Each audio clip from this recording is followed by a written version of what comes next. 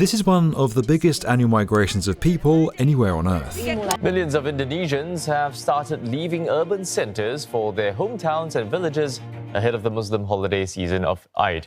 Every year, this piece of infrastructure becomes the backbone of something called Mudik, a giant homecoming for people all across Indonesia travelling back for Eid al-Fitr.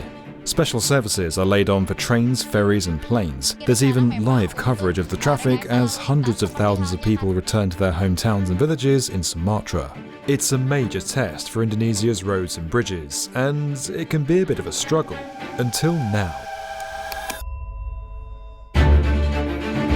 This is all thanks to one of the biggest infrastructure projects in Southeast Asia, a network of new routes across Indonesia that includes this, the Trans-Sumatra toll road, which, when it's fully completed, will span the entire length of the island. Weaving through the dense rainforest and tropical conditions of Indonesia's second largest island, building this massive road is far from easy. But it's already having a big impact on Sumatra, and in more ways than one.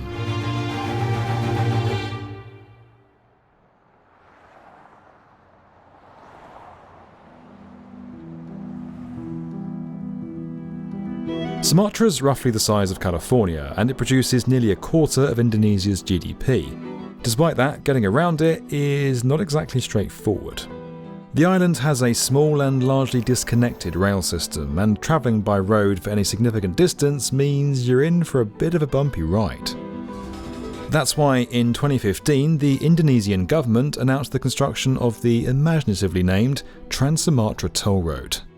The initial plan to build the Trans-Sumatra toll road is to reduce the logistic cost and also reduce the travel time. The government also wants to boost the economic growth of the island, of course.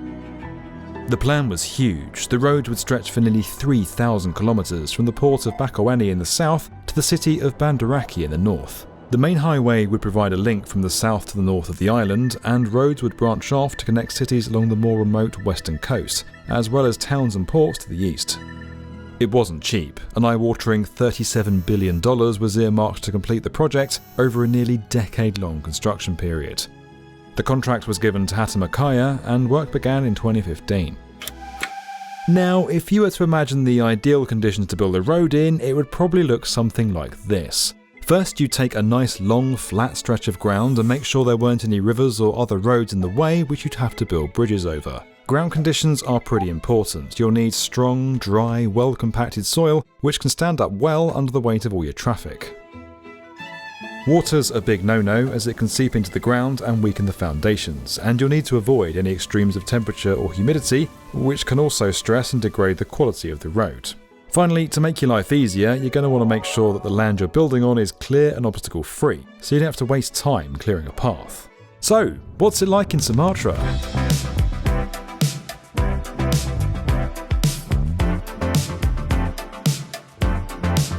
Huge parts of Sumatra are covered in dense rainforest, which throws up pretty much every engineering challenge possible. This 28-kilometre stretch of road between Pematang, Sinatar and Seberlawan shows the challenges faced. This key stretch of the route links the major city of Medan to the industrial port of Kuala Tanjung and the nearby tourist hotspot of Parapat. The path for this bit of the road lay through dense remote rainforest, and even just getting the survey done for it was never going to be easy. Instead of relying on traditional techniques conducted manually on the ground, the construction team turns to LiDAR technology. That enabled them to create an accurate picture of the road, which could then be integrated into infrastructure engineering software provided by Bentley Systems. LiDAR is similar to radar and sonar in that it emits a pulse towards an object and measures the time for the pulse to return to calculate distance. With nearly 500,000 of these measurements made every second, the data that generates can create an incredibly accurate picture of the ground. LiDAR surveys are usually conducted from aeroplanes, but that was quickly ruled out as an expensive and impractical option for the Trans-Sumatra road. Instead, the team used a drone, mapping the ground with a tolerance of 25 centimeters throughout the route. Aside from accuracy, LiDAR also has the advantage of using laser pulses rather than sound or radio waves to do its job. Just like rays of light passing through a forest, the light from the laser beam is able to pass through soft vegetation. The strength of the light returned is measured to give a three-dimensional picture of the survey area, allowing the team to map out the dense jungle. The result was a survey time for this stretch of road that ran to just 28 days, nearly 100 days quicker than planned. But it's more than just above ground conditions the team had to work through. Being in humid rainforest and all, the ground beneath the construction site is soft.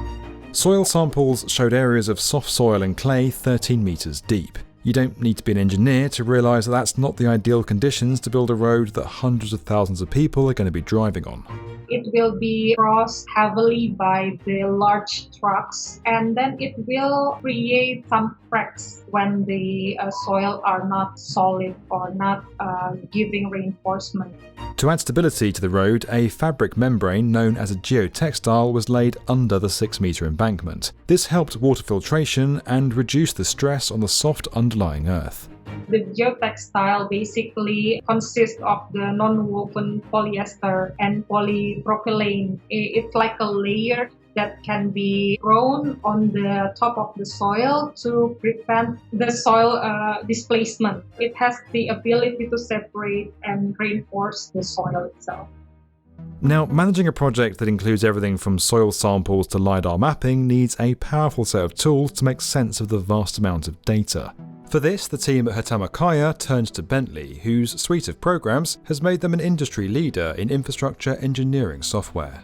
Bentley software is able to combine data from different sources like LiDAR scans to create a complete digital model of the project, enabling the project team to visualize the job in a variety of ways. Bentley Luminar T was used to create a visualization of the road, which was pretty central in identifying problems and then displaying them in very visual ways. In this case, the planned route clashed with an existing road, and a visualization was used to quickly identify the need for a higher bridge clearance. For a project that's reliant on state funding, advanced tech solutions like this are essential for keeping costs down. We are very happy to use all of the resourceful technology and how we can bring the valuable advantage to elevate the digital transformation of the project, so we can ensure that this toll road will be in the best quality that can be used by all of the people for the next 40 or 60 years.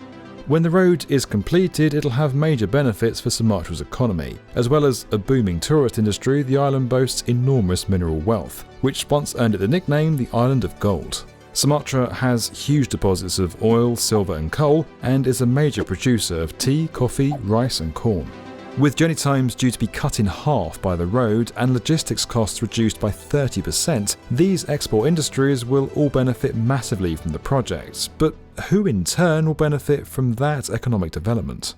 I don't doubt that it will support economic development as it supports connectivity and stuff, but there is a worry that it will only be enjoyed by not many. Existing roads set to be bypassed by the new toll route provide a valuable source of income for many of the island's poorer citizens. Now, suggestions have been made to try and replicate their businesses along the new highway.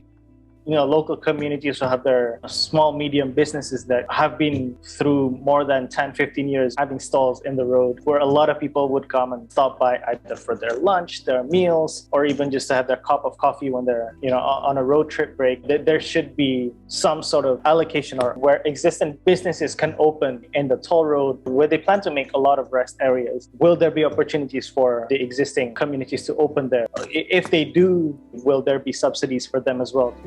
As well as the human element, there's also concern for Sumatra's rich ecosystem, which hosts many critically endangered species. This branch road connecting the main highway to the city of Padang cuts across the border of the Trans-Sumatra National Park. That's one of the biggest of its kind on the island and one of the most important tiger conservation habitats in the world. In terms of tigers in itself, it's actually one of the key species of Sumatra that still roams very much in the wild. By fragmenting their roaming area through the road cutting, there would be increase of human-wildlife conflict activities where the tigers in itself will roam into community areas. In a place as verdant and wild as Sumatra, economic development will almost always be at odds with the natural environment. And there are no easy answers. Indonesia's economic growth has helped reduce absolute poverty levels from over 70% in the 1980s to less than 10% today. For that economic growth to continue across Sumatra, it's going to need reliable modern infrastructure like the Trans-Sumatra toll road, a key part of developing tourism, shipping and industry across the island. And it's important to note that it doesn't always have to come at a cost to wildlife. We also conserve the natural habitat of elephants. So we develop also like a crossing for the elephants in another section. So we also consider the sustainability of the animals. My personal view is that I'd like to be as helpful as possible. I think as long as that there will be opportunities for civil society organizations, those communities to also take part later on, to have our suggestions be considered and be implemented. Just over 650 kilometres of the road is currently operational, so there's still some way to go if it's going to meet its planned completion date of 2024. Once fully open, it'll have a profound effect on the island and give Sumatra a key piece of modern infrastructure that it needs if it wants to grow further. While the wider implications of this remain to be seen, anyone taking part in Mudik will definitely have an easier ride. This video was made possible by Bentley Systems. You can learn more about that at the link below. And as always, if you enjoyed this video and you want to get more from the definitive video channel for construction, make sure you subscribe to the B1M.